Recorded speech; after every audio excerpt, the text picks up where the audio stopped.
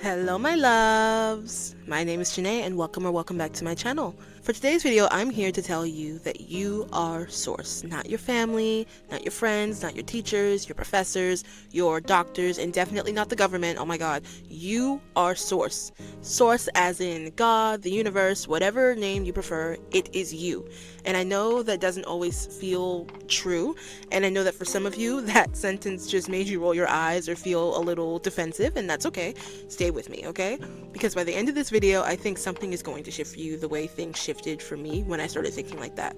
I want to talk today about something that I think most people know on some level but refuse to actually live by, and that's the idea that exactly as you are, exactly where you are, have more power over your life than you have ever given yourself credit for.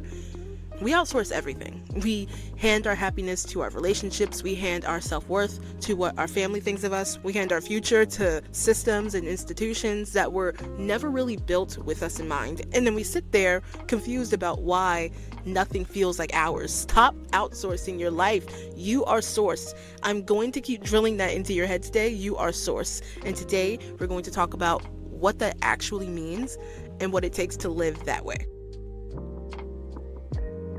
Let's start with some things nobody wants to admit out loud. Blaming someone else for where you are.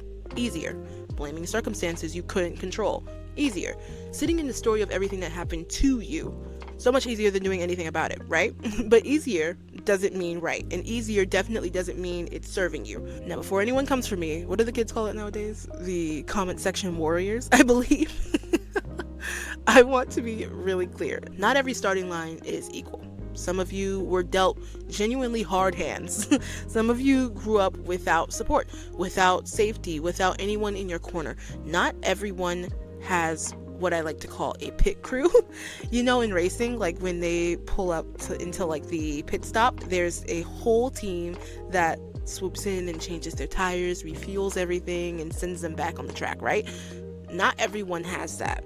Some of you have been running this race on a flat tire with no stop in sight, and I get that, and I know that, and I'm not dismissing it. But here's what I need you to hear.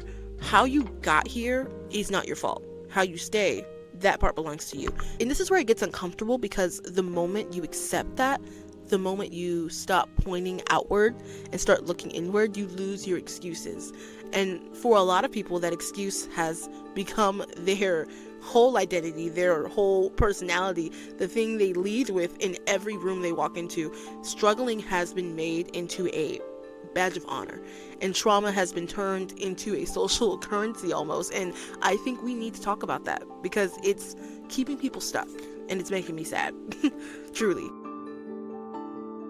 There's this thing that happens when pain becomes familiar, when struggle becomes your normal, and your nervous system actually starts to accept it. It starts to seek it out, because at least it knows what it feels like. At least suffering is predictable. Hope? Oh no, hope is terrifying, because hope can be wrong. Some people stay in loops. The same arguments, the same relationships, the same jobs, the same patterns, just different faces, different locations, and they wonder why it keeps happening to them, why the world keeps doing them dirty, why nothing ever changes. But the thing is, you can genuinely be stuck. Like, that's real. Trauma is real. The loop is real. I'm not here to tell you that it's not. What I'm telling you is that it's also possible to get out of.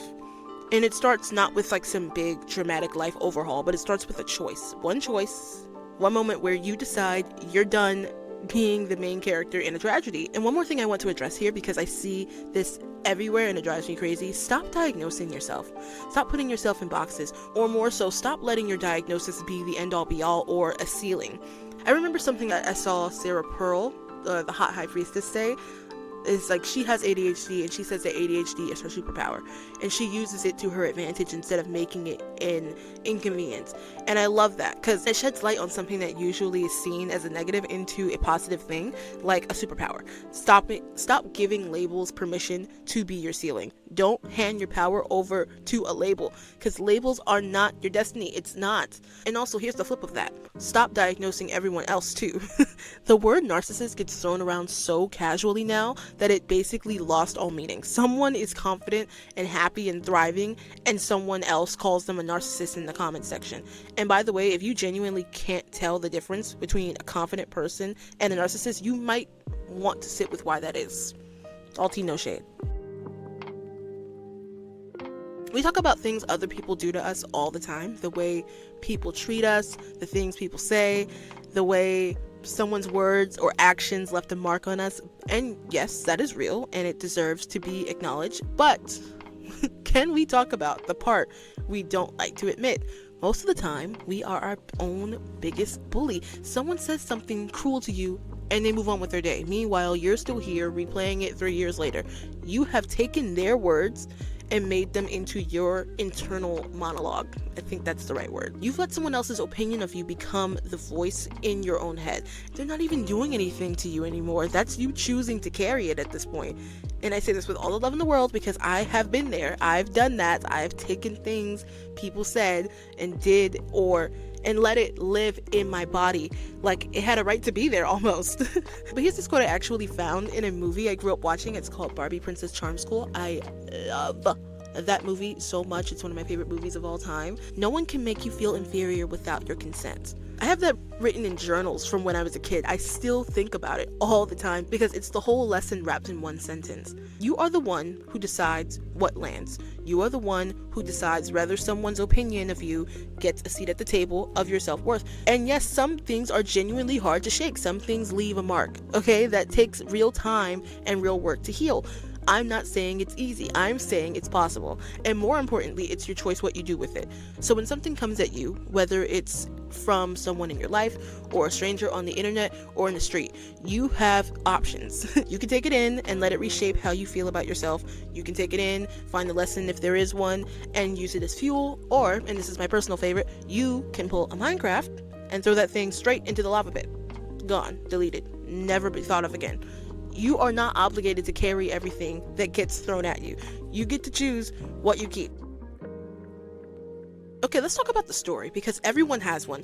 The story of why your life is the way it is. The story of who wronged you and what was taken from you and why things are so hard for you specifically. And I want you to think for a second about how often you tell that story to your friends, to your family, on social media, in your own head at 2 a.m. How many times a day are you rerunning that same narrative? I never have enough money. Why does everything bad happen to me? The world is against me. The world is evil. People are evil. Anyone who thinks otherwise is naive. And then people genuinely wonder why nothing changes. Your words are shaping your reality. Every time you speak that story into existence, you are casting a vote for the life you don't want. Think about it this way. If you're trying to lose weight and every single day you say, I can't lose weight, my body doesn't cooperate, it's so hard for me, I've always been like this, you've already decided the outcome before you've done a single thing. You've aligned yourself so deeply with that story that there's no room for a different one. What if even when it felt ridiculous, even when nothing had changed yet, you started talking about how easy it is to lose weight? What if you started filling your cart with clothing in the size that you're becoming? What if you started living in the direction of the person you're trying to be before you had any proof of it working? That gives your mind a destination instead of a wall to run into over and over again. And yes, there will be people who say you're crazy for it, okay? Who say you're being unrealistic, who wants you to sit back down in the misery with everyone else, because how dare you choose something different? How dare you try? How dare you have hope? It's offensive, apparently, that you would choose a better outcome when everyone else has decided that a better outcome is impossible. Don't let them win, okay? Don't let the weight of other people's ceiling become your ceiling. And please remember that you are the only person living your life. No one else will ever have to or get to be you.